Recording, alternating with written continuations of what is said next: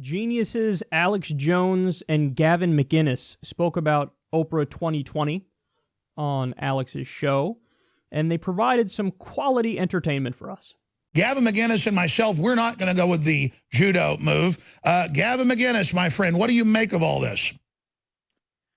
I make of it, I was actually pretty worried about it last night because you think of, the identity politics vote, the woman vote, the bitter vote, the millennial vote, the dumb vote. She's got all of these different votes that end up being more than 50% of the country. The people who genuinely have skin in the game and get politics, they're a minority. So I was kind of scared. And then I talked to Roger Stone a second ago and he goes, dude, relax. Can you imagine the kind of skeletons this woman has in her closet? And then he dropped it, but he's right. She's a lesbian. Well, the word is she likes it all. Oh, yeah? Well, I think, you know what a lot of lesbians do, especially when they're young and in their honeymoon phase? Oh, we all know. They're into women then, but really they're intimidated by men. And then they just want a man that'll let them bring women in, but they want a man. Well, a lot of them will use men as human dildos. Because it works, and it's an organic little piece of penis there that basically simulates family audience. Whoa, sorry, go ahead.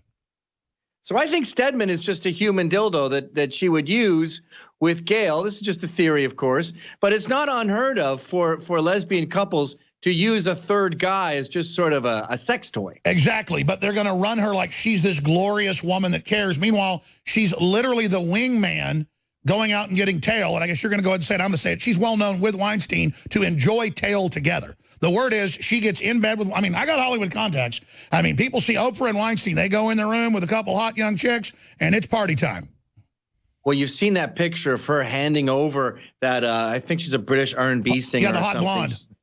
The hot blonde. And the way Weinstein is touching her, And the blonde's holding on to her. The blonde's like a little monkey clinging on.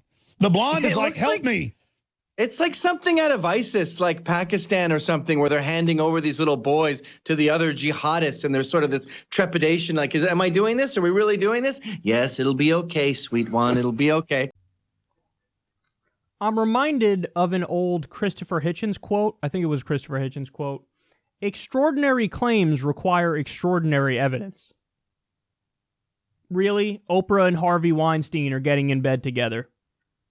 And they're presumably doing sexual assault of people together.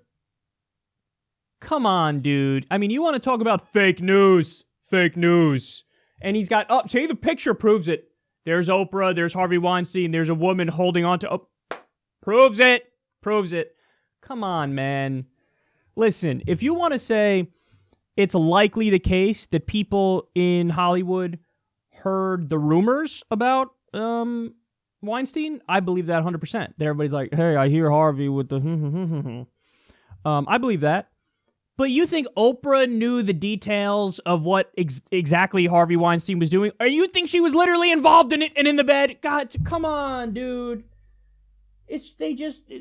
These guys are smear merchants. They just throw accusations against the wall, provide no evidence for it, and expect you to fall for it hook, line, and sinker. But remember the source. The source is the guy who says Sandy Hook was carried out by Obama. There was no real mass shooting. It was a conspiracy from the government to come and take your guns. But they didn't come and take your guns. So what do you mean? Why did they fake a mass shooting then? Because the Illuminati and the Bilderbergs and the black helicopters and the FEMA camps and Agenda 21. It's not true. He's full of shit. He's full of shit. So don't believe this nonsense. I'm no fan of Oprah. I just did 4 segments about how she shouldn't be president. She's a neoliberal. The establishment would want her because she's already famous and she's a blank slate, and they'll put onto her the policies that they want her to do. So I'm not for Oprah, but this is bordering on libelous. That's what this is. So just keep that in mind. And I find it hilarious that he kept saying, family show. Alex Jones, when Gavin McInnes would say, like human dildo or whatever, he's like, family show. Right, Alex, family show. The show where you were just going on a rant against Brian Stelter the other day, that sounded like it was literally straight out of Nazi propaganda. You were, Stelter, they drink the blood of her kids. Family show. Family show, but Obama did a hoax where they killed little kids or something. Family show. He's such a silly person. And then probably the best part is, do you know the kind of skeletons that are in Oprah's closet? She's a lesbian. As if everybody in America will go, oh, well, that's the reason I'm not going to vote for her. People don't think like you, Gavin McInnes. For fuck's sake, look at the thing that's over your head in the back on the screen. It says, "Get off my lawn." That's your show. Your show, get off my lawn. It's an appropriately named show, I'll give you that much. Because you're so out of touch. I can't vote for this person. They're, gasp, a lesbian.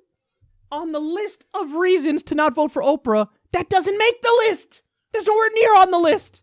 And then they just make shit up about lesbians. You heard Alex Jones like, yeah, everybody knows that lesbians, they're into men, but, men disappointed them. They're scared of men, so they just, that's why they turn to women.